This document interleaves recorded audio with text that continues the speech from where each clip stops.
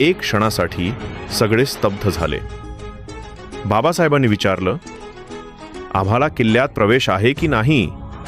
तेथील सुरक्षा रक्षक म्हणाला, हो, पण पाण्याला स्पर्श नाही. एक शिपाई बरोबर येईल. त्या दिवशी बाबासाहेबांनी एक सत्य अधोरेखित केलं. अस्पृश्यता ही केवळ एका धर्मात मर्यादित नाही. ती एक मानसिकता आहे जी माणुसकीचं अस्तित्वच नाकारते. अस्पृश्यतेचा विचारा धर्म बघत नव्हता, तो फक्त माणुसकी हरवत होता.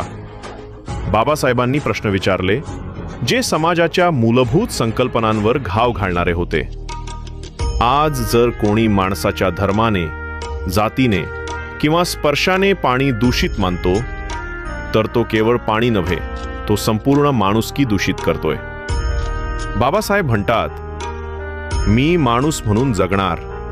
धर्म, जात, संप्रदाय हे माणुसकीच्या वर असू शकत